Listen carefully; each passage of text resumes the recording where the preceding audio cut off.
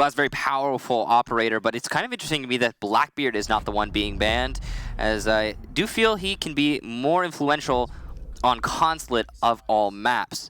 Ying also going to be taken out by G2, and there we go. Our 2 attackers that will be eliminated. Ying seeing a pretty substantial ban rate recently, at least in the matches we've been casting, and that's interesting to see her getting banned so often. A lot of teams put Ying in the she's just not a lot of fun category, and I think Glaz can also be slotted in that category too. Definitely the same. Both of those operators are removed from action, not necessarily as strategic counterbans, but that's definitely a thought process behind it. Yeah. But also that you just can't be arsed to play against those 2 operators. That's it. And especially on Consulate, especially when you have those long sight lines that Glaz is so strong on. You take admin, you get Glaz to smoke off and cover long desk. You get Glaz to smoke off main lobby. You get Glaz to push into garage. You're in a lot of trouble. Same with Ying. She can cleave that garage site in half downstairs if she can control yellow. She can flush you out of pipes. She can flush you out of pillars. It's not a fun time. So makes an awful lot of sense. Meister and Mira will be the next 2 bans for the defense. And we'll go into the first round upstairs on console office. So overall, just to start things off here, going into the reveal phase, we'll see what the 6 picks are, but nothing too abnormal. Now that's quite interesting. Ence just got the advantage in that draw. You can see the IQ 6-picked into a Buck, but the Mute being 6-picked into a Valkyrie. That means the counter that was faked by G2 is going to be read by Ence. Well done to them predicting that, or just not caring about the IQ. Either way, they're going to have an information advantage thanks to that 6 pick from both teams. And by they, of course, I mean Ence. Yeah. Going to the top floor, pretty standard fare here for Consulate. You really can't go wrong. I mean, whatever site you're going to go to, you're going to be comfortable on this map. And that's one of the things that we've always praised Consulate for. It was actually, I believe, I want to say it was really the first map where all of the sites were viable, where people saw, at least early on in the meta, where people were very comfortable, teams were very comfortable going anywhere. And that's definitely something that Consulate can say. Now, overall, it looks like it's going to be a spawn peek to gas station. This is a risk here from Chate. He's actually going to miss it. I'm halfway happy he did, as it is very dangerous. That can bite back if you lose the fight. I also sound like an MP7, so that would have been Slevin with the spawn peek. Yeah, it does look like it was. So, yeah. Ence obviously going for a tilt factor here, as Fabian has taken about half of his life, or has lost half of his life here.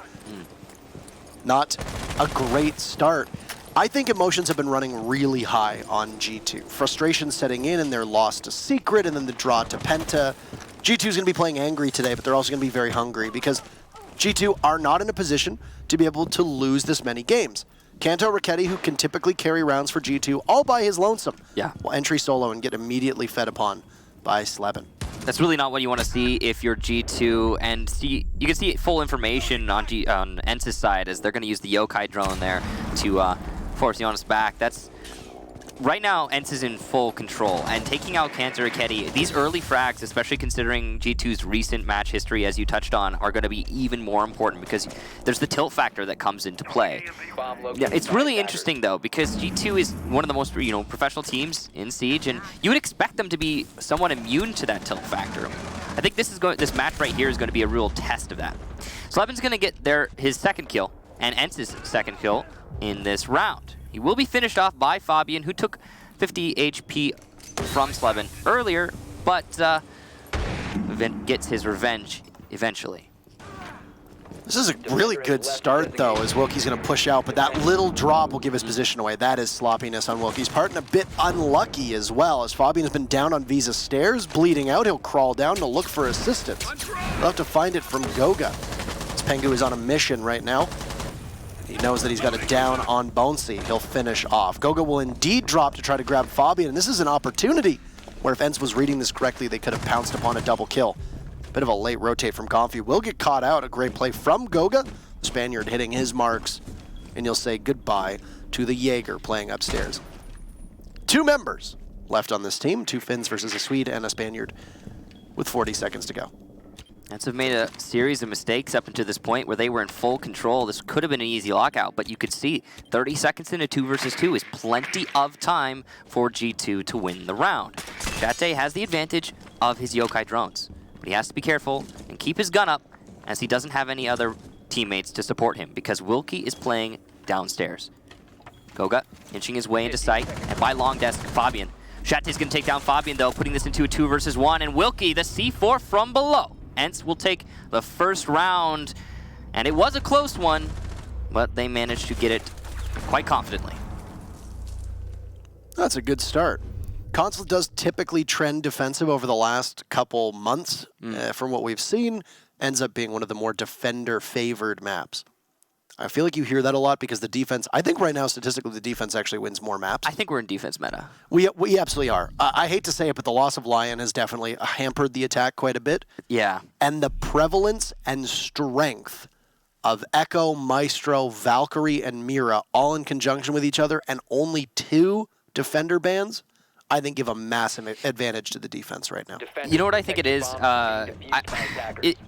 A lot of people are going to say, well, Lion didn't get played very often because he was banned a lot. That's true, but he also forced a ban there. And no matter what, it's freeing things up for the attacking team. Like, if Lion were banned right now, we might have a Ying, we might have a Glass. Imagine if there were a Glass that might have changed the way that last round played out. Smokes at long desk, some extra frags for the attacking team, maybe, possibly. It's not about the individual round, though. It's about the entire meta overall. Because I think the lack of Lion isn't necessarily detrimental because he's not there. It's because and I don't know this for a fact, but it's probably that the game overall is balanced based around all of the operators, Lion inclusive. So it's a trade-off, right? Yeah. So you had a team like G2, for example. They always banned Lion. That's okay. In their matches, you'll never see a Lion. Perfect. But for example, as you pointed out, we would have seen a Ying, or possibly a Ying, because that was the ban that G2 used this time around. You know, possibly if Ence had a ban something else, maybe G2 would have, or maybe we would have seen a Glass ban. You never really know, and that's the speculative part of this. When there were no operator bans shortly after the introduction of Lion, if I recall correctly, that was the most attacker-sided meta we've ever had. It was like 55, 56% in favor of the attackers. Yeah. Whereas typically, it's just around, oh, hello, Golfy jumping on Jonas. The Buck unable to get the hatch open. That's a good rotate. You see there's 2 bodies from Ence that are playing off-site, and the Ash of Kanto is going to take quite a beating. Might have an advantage here as Wilkie pushes up. Fabian will take him out. The garage did appear to be opened up successfully while all of this was happening, though, by Ence, or by G2 onto Ence after those mute jammers were taken care of. And of course, with no thermite on the board for G2, relying on that Hibana, it's going to mean that the attackers will have a big advantage in a post plant. If you plant in front of one of those small holes, then you know exactly where the attackers are going to come from. Pengu entering on his own gets taken out by Bonesy, and Gomfi is once again in a position to grab another kill. I don't think he knows here as there's going to be 2 bodies. Oh, he sees them both drop. Gomfi hot on his heels, stalking his prey.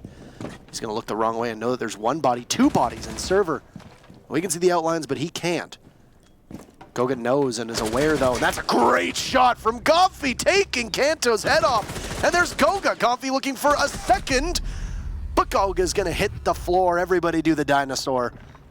And Goga will walk away with that, but he is on a tiny amount of life, staring all the way down towards the bomb site, but Sleben is there to get him through the hatch, and Ence is just frustrating and playing underneath the skin of G2 for the time being. They are perfect through 2 rounds. Do you notice the confidence on Ence's side? They're just taking fights. They're forcing themselves into positions to challenge G2. And every time it's working out. This is, again, similar to many of G2's recent matches, uncharacteristic of them as a team. You do not often see G2 losing fight after fight after fight, leaving gaps in their attacks or defenses. In this case, they are leaving many and losing many, and it is perplexing to say the least. Many people would theorize it's the tilt factor. Honestly, I'm not sure what's going on internally with G2, and we can only guess. But it's already a good start for Ence, who has been having just a poor start of the season, or just as poor a start of the season as G2. So well done to Ence putting themselves up here. But there's, you know, as much as G2 are making a lot of mistakes, Ence are too. A lot of these rounds, I have to imagine, would be a lot more one-sided if Ence would commit to a few more of the plays they're making. One thing, or one play in particular that really springs to mind was Wilkie's run out on the A balcony. And they were defending the top floor the first round. That's the sort of play where you really need to commit and run all the way out if you want to get the guy on rappel. And Wilkie could have gotten the buck. Of course, we know that. He doesn't know that. If he had just committed a little bit more. And we've been seeing a lot of that from Ence, I think, throughout this match, is maybe a little bit more commitment on the plays that Ence are making, and they're going to get more payout. But they're still getting enough payout to win the first 2 rounds. I think if you realize that there's frustration boiling beneath the surface of G2, that you really want to break that immediately. You want to crush them on that regard. And get under their skin right away. Yeah. Make them angry. You know that they're mad after these last 2 play days. They hate losing. You got 2 members of that team on G2 on record saying they hate bleeping losing in 2 separate interviews. If you can get under their skin and just be an absolute pest, knock them on their heels, they might not be able to make the recovery in a 1-map series. And I think that's exactly what Ence is going for. Secret did exactly what Ence is doing. Run around the map, be unpredictable, dive on them when they're least expecting it. Force G2 to play tighter and more reserved, and then try to beat them on time management. I mean, yeah, how did Leon get all those kills in the Secret match? He just ran into angles and took fights. It's the same thing Ence are doing right now. It's going to start this round off working against Ence, though, as Pengu takes down Bonesy. Gonfi's going to heal himself up, taking a little bit of damage. He's trying his best to hold on to Projector. Important to remember, ooh, nice headshot there from Gonfi, as he continues to hold down that Projector. I think a little bit of a foolish push there for Cantor Ketty. Not enough information on who's playing in CEO, but look at that. The flank, and Gonfi will go down to Pengu. Excellent play, but the counter play from Slebin, and Shate fragging back for Ence's sake. G2 now in a tricky spot. I thought they were going to get top 4 control, and they will eventually, but there's still a presence from Ence here. Shate on the top floor. Fabian able to refrag. Long desk, though. Jonas goes down, leaving just Fabian in a 1 versus 2. And Fabian on low HP, 30 probably hit points left at best. You got to imagine that Shate's got 3 goo mines up. Yeah. They know that Diffuser is down. Most of the goo mines are below him. So Fabian will need to retrieve that Diffuser, which is upstairs by Long Desk, which is almost a suicide mission. You've got to imagine that if Ence and Shate in particular just layers up those goo mines around the Diffuser, Fabian could end up losing a third, 2/3 of his HP before he's even able to do anything other than that. And you saw Shate's already starting to do that. As soon as he saw that Diffuser, he was laying on those goo mines. So it's going to be tricky for Fabian to win this. He will see the Valkyrie, but dies to the Legion just above him. Ence, great coordination to lock out that round. Impressive. A perfect rotation as well, as we'll go back likely to console office, unless Ence surprises us and takes us to Archives Tellers on the other side of the map. These rounds have been incredibly fast and very decisively in Ence's favor. Same thing happened against the Team Secret, though, for G2. Kanto Raketti was entering solo a lot of times because they rely on Kanto. They know that he can take fights, and they know that Kanto doesn't always need intel. You don't need an armada of drones with him in order for Kanto to frag well.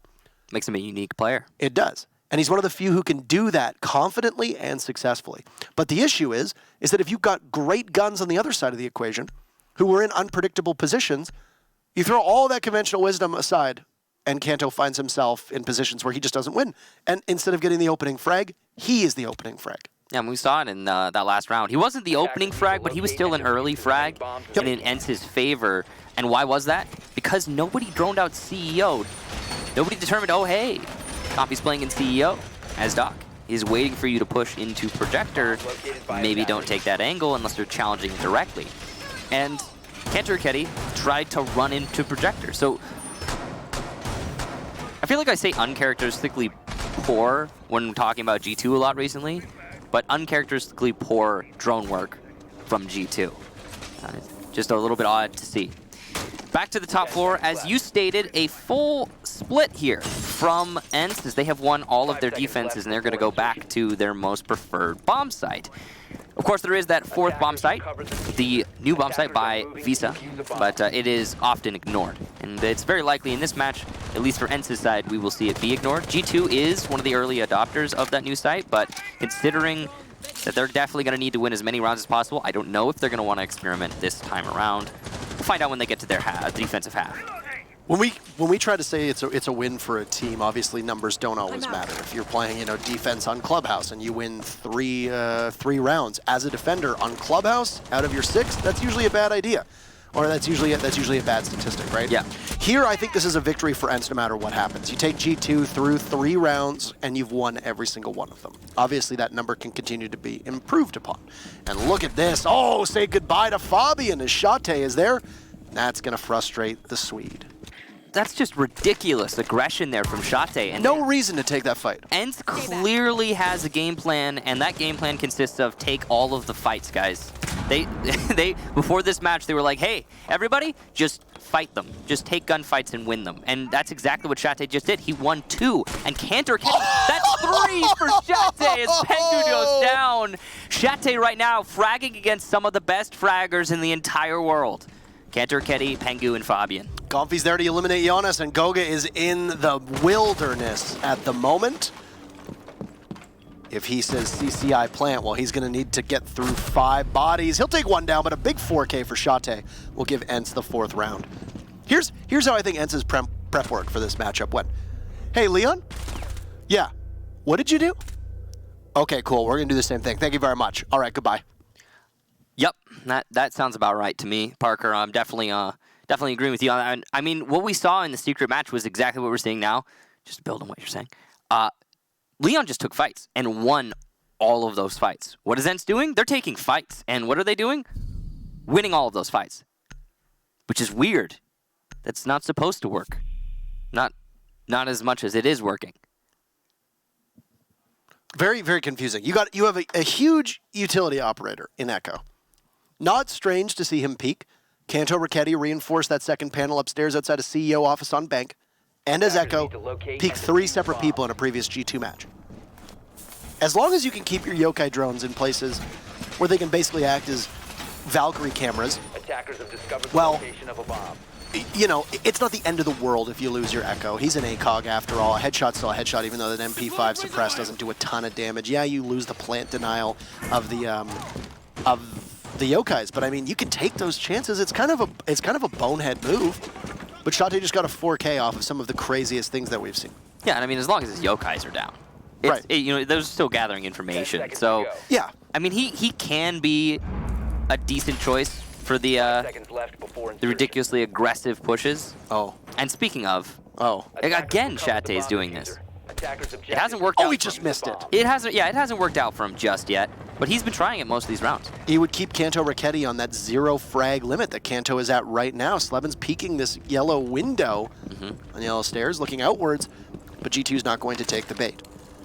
Always precarious for a lot of teams to attack Consulate because all of the different facades of this map have multiple windows that they can look out of for the defenders. So usually will require you to be a bit slower. But completely fearless will be Fabian inside of Visa, while the rest of his team assembles over on Garage. That's actually a pretty fast pace for G2 to be able to open up one of those Garage panels, but it will be tricky for them to open up both because, Michael, they've gotten that middle panel instead of going for one on either side. Some teams will do that, but it does make your play through the Garage panel a little more difficult, as you don't have nearly as much maneuverability. Gomfy walking down yellow stairs will net a frag, but you can see Fabian at the top, able to refrag. More coordination to allow the initial frag on G2's part, but at least the refrag is there. Slevin, though, going absolutely insane. That's 4K for him in the round, holding on to Piano. G2 have completely fallen apart. Did you see a single drone on the board there? I didn't. I saw every member of G2 solo entering with 0 information. That's what I saw too, Parker. And I would imagine right now that the communication on G2's side of things is an absolute tire fire because you just had 5 members of G2, 2 of whom entered together, but the rest largely disjointed, no refrag potential, no coordination, and almost no drones on the board from G2's side of things either. Can I just say, just as a point to add to that, Consulate is probably one of the easiest maps in this game to drone. I mean, it's really linear. If you're having trouble clearing out roamers, well, I'll tell you what to do, Sonny. Any site, doesn't matter what you're attacking, start clearing from admin office. And then you drone. You drone from admin office to CEO. Now you have top floor control. You did it. Good job. From there, you can do pretty much anything. I mean it, but we didn't see that from G2. they got a little bit confused. They started with opening up the garage panel, which props to them for that. That's what I think a lot of teams make the mistake of, is they get the garage panel way too late in their attack. So G2 started with opening garage panel, fantastic. From there, they then tried to roam clear into the middle floor while putting one person in CEO to watch the flank by Yellow Stairs. But the flank from Yellow Stairs wasn't cleared out, which allowed for an easy free kill. It was Gomfy on those Yellow Stairs. And then from there, it was a complete mess because they didn't clear out Piano, and they got distracted by Yellow Stairs. So Ence just pushed and managed to get kills. There's nothing else to say about that. It was 2 players getting all the frags there for Ence, if I'm not mistaken. So, yeah, and it was those 2 roamers. All right, so Ence doing some damage to themselves. Looks like Slevin has taken half of his HP. C4 from Gomfy will miss, but that's just missed. It's another example of that crazy aggression, too, from Ence. That's what that is. I mean, there's nothing else to say about it. There have been really no rounds for G2 that have even come close when you think about it. Yeah. These have been absolute landslide rounds from Ence, and they need to be very proud of this performance so far. Once again, look at G2's side of things. You got 2 drones on the board. You got Goga and Jonas, the only 2 droning at the moment. Pengu will go on drone finally after G2 have taken control of Visa office, but Wilkie downstairs likely has not been spotted. And he's in an opportunity to go for a run out as well. Keep in mind that this is Ence's final defense, and they need one more round to guarantee a draw, and once again deny G2 a victory in what would be G2's 3rd map in a row without being able to get all 3 of those points. Given how competitive Europe has been, these are massive mistakes over the last 2 matchups for G2 to not walk away with the full 3. Yeah, certainly right there. Bonesy holding firm inside of Projector. He's the perfect operator to play this role, and we've seen many teams play the smoke up close on that door. Slevin able to get the first kill onto Jonas, so that's a good start for Ence once more. Pengu gets the refrag though, so here we go, G2. Still in it. They've lost a lot of HP though, so this is going to be risky business when they actually go for the site take. Cantor, Ketty, and Pengu both on very low HP. Gomfy able to take down Pengu, and a rush from Bonesy. He's going to push himself down Visa Stairs, acting as a distraction. Honestly, might not have been the right call, but it's actually going to work out as he is serving his purpose. Gomfy's going to get 1, but refragged by Cantor Ketty. Wilkie onto Kanto, and it's all Fabian who dies to Shate downstairs, the closest to the site. And G2 cannot win this match. That's it. It's a perfect half from Ence right now. Astonishing heading into this game. I mean, you just don't expect to see it, Parker. It's really weird, and it has been very fast rounds so far. We just got a confirmation from our producer that this is the fastest matchup that we have had so far this season. Yeah, so if we have no round wins from G2, then, I mean, how long did it even take? When did we start? About 30 minutes ago. Yeah, we started, a little over 30 minutes ago. And then that includes all the rigmarole to get into the game. Which usually takes about 10 to 15 minutes while Twitch chat screams start the game. So this match has been like 20 to 15 minutes long, thereabouts. Yep. So far. And if G2 doesn't win a round, it will end at max 20 minutes. This was a great strategy from Ence. It's not necessarily all on G2 here. It's not necessarily on the map. Ence played this perfectly, and so far, it looks like the answer is dislodge your brain from your spinal cord. Yep. And just go bananas. And G2 does not have an idea of what to do to stop it. Well, if you think about it, Parker, G2 basically invented many components of the meta. A lot of the current meta, a lot of the way people play this game, period, was invented, first done by G2. And if you stop playing their meta, and you do exactly what Parker just said, then yeah, I suppose that's going to trip them up. It makes sense. It's not exactly surprising. Surprised that nobody's thought about it, I guess, before this season. I don't think it's just that, though.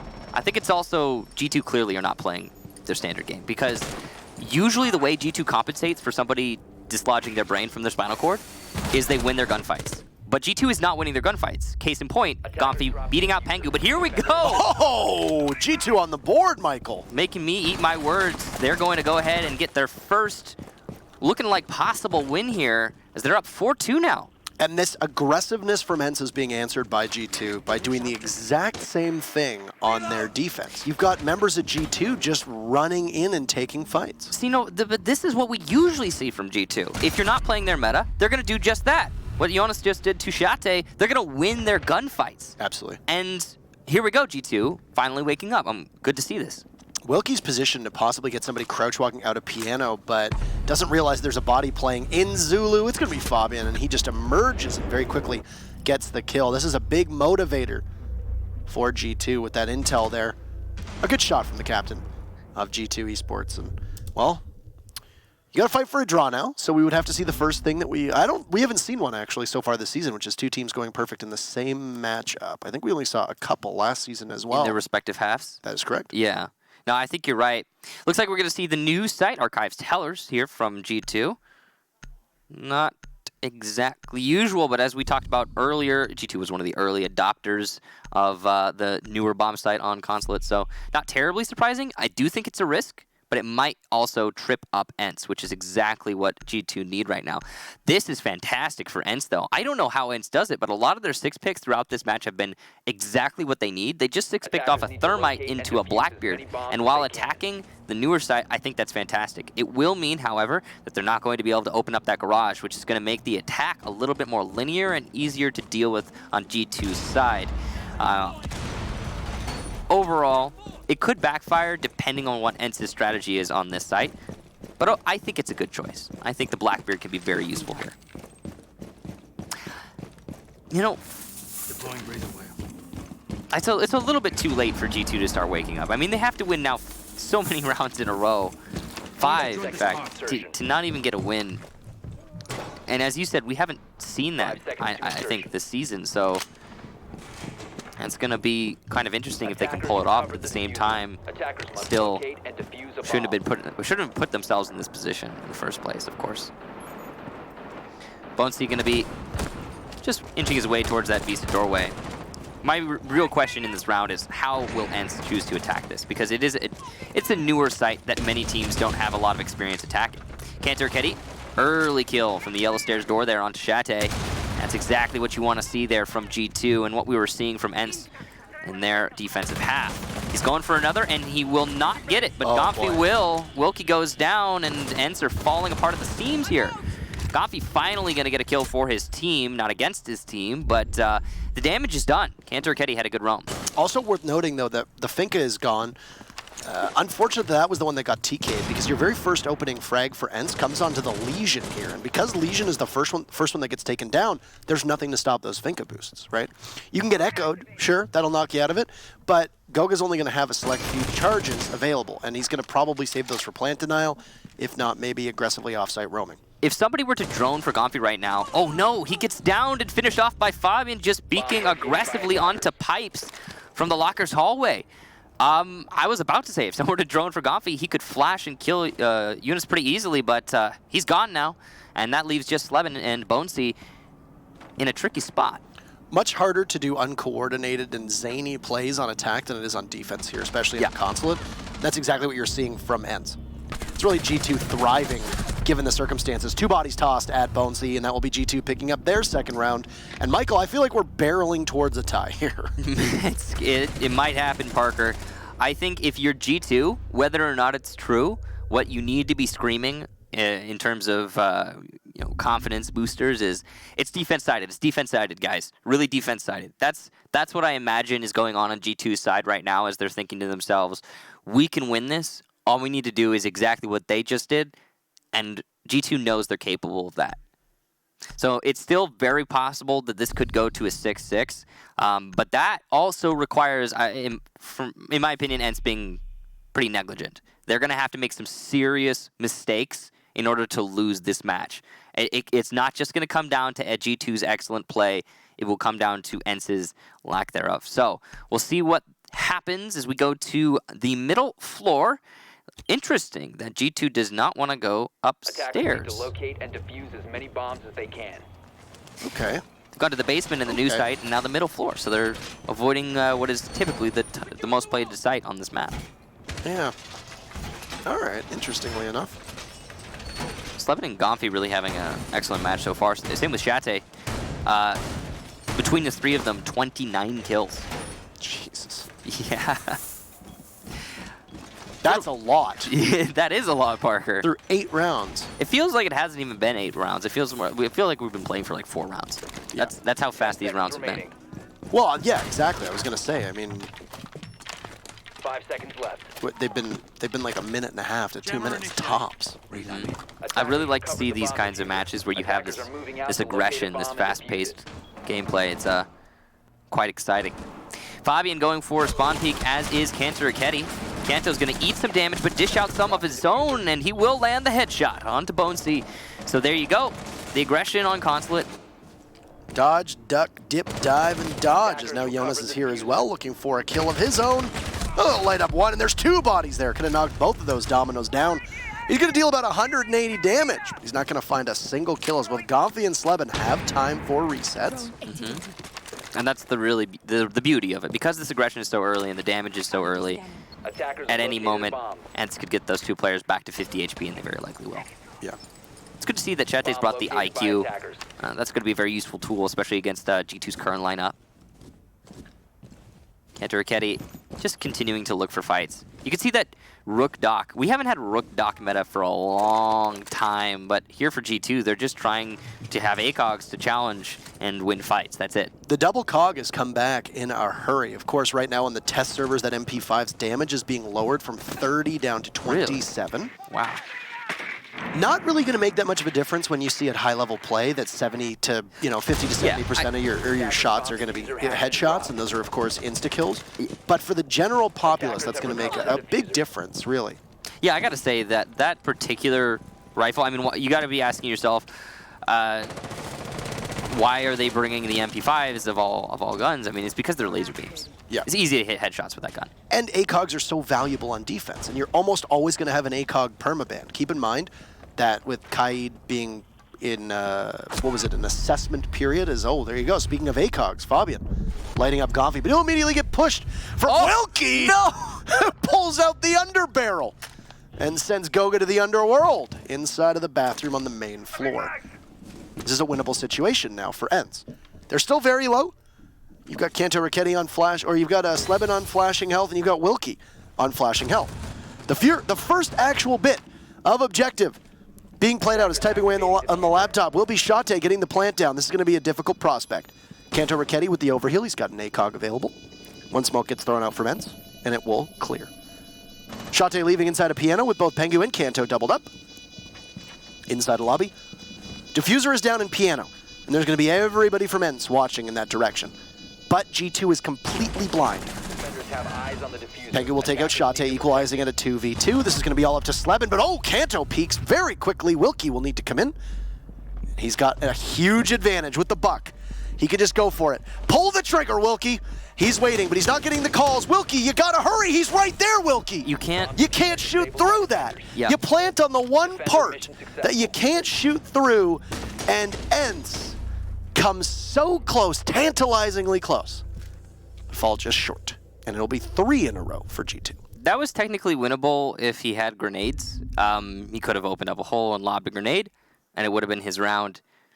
Surprising if he did have the grenades. I didn't actually catch it while we were spectating him, but yeah, either way. I mean, I'm surprised that Ence kind of let that round slip away. One thing I want to touch on is the reason Ence came so close to winning that is because of Wilkie's aggressive play. That just running into the site and not giving a heck. Yeah. He did not give a gosh darn heck. Not if one I could use that language on this broadcast. Not one. Not a single one, Michael. So that was why Ence came so close. But what did they do after they got that plant down? Tell us. They got passive. They threw away the aggression. They decided to just try and hold single angles. And in that situation, that was the perfectly worst thing to do because they were all on 1 bullet's worth of HP. That flashing HP. We can call it flashing now. Can we just say that? Can we say flashing whenever they're on low HP? We can call it, danger zone. No. All right. Basement defense here from G2. After winning 3 in a row, they have gone full circle. They're not going to the top floor once again. Clearly G2 not fans of the top floor defense of this 10 map. seconds to go. Deploying razor wire. That last round was an excellent recovery, 5 seconds left. but it was oh so very close to being an Ence round once again. Attackers And recovered the bomb diffuser. you know what I Attackers noticed, are moving Parker? to defuse What'd the you bomb. notice, Michael? In the first half, Ence's defensive half, there were no close rounds for G2. Not really. I mean, we had a couple that okay, maybe one or two, but nah. I'd always felt like Ence was gonna win those rounds. We've got a couple here where Ence have come very, very close to winning, and it's looking scary for G2. Yeah, I agree with you wholeheartedly there, and they're on the razor's edge, right? They are going to play this entire matchup from behind, and will do so with the only possibility of a quote-unquote victory for this team being... Oh no. Gomfi's gonna just climb right in, and but Shate, a great recovery, and he'll finish it off, be able to pick up Gomfi. Kanto dying out. This is gonna be Shate finished off. Pengu pushing up onto those stairs, excellently done, but Gomfi brought back to health from Shate, at least avenge his teammate here. What a clutch there from Shate, and then Gomfi to double up on it by getting his own, taking down Pengu in that main lobby. Jonas has doubled up on the main lobby play, though, and he's going to put some bullets Gomfi's way. Finally lands the shot. He spoke a little too soon there. It took Jonas a lot, but he gets a second. Excellent gunplay for Jonas on Vigil. His phone is going off, and the lifeline, the Guzman, is going to disrupt his play, and he will finally be taken down. So aggression meets aggression in the top floor, or in the middle floor, but that's going to leave both teams in a 2 versus 2. So no one really coming out on top in that one, but still some exciting fights off-site. We've been seeing quite a lot of that, and I do think that overall, G2 is in the advantage. They're in the driver's seat, as they have just to defend and wait out this round. I mean, you got Gogo watching the bottom of Spiral Stairs, you got Fabian playing and watching the bomb chassis just through that staff room door. There's only 3 ways in here. There's the main hall, there's the doorway to kitchen, and there's yellow stairs. And their only blind spot is yellow stairs. I'll bet you anything that Goga's probably got a yokai drone somewhere positioned over there. Yeah. So you've got 3 members at G2 who are going to be making these soft calls. Oh, a great shot from Sleben coming out of nowhere. The best player in the world will need to prove it in a 1v2 with his team facing a possible defeat here at the hands of former arch rivals in Ence. And Ence will desperately need a victory with how close this season has been and how close this region has been. Fabian gets droned out, and he thinks he knows it. He'll need to push, but he's one shot. Sleben is down, but this C4 could capitalize. Wilkie will be in a 1v1. How poetic. Wilkie versus Fabian, and Wilkie will win the tank commander himself. And G2, a rough spell through these 3 play days. A loss, a draw, and a loss again. Huge credit to the way that Ence played that one out, and a 7-3 victory will be all that's needed. I mean, it really comes down to Ence winning more of their gunfights. It's a really weird match to look at, because that is the main story there. Ence just took fights and won fights. And you saw G2 do the same exact thing when they went to their defensive half. They just went aggro. And it sort of worked out, but at the same time, again, a lot of those rounds when G2 was defending, it felt like Ence were just inches away from pulling it out. And in the very last one, you could see the same exact thing. Ence could have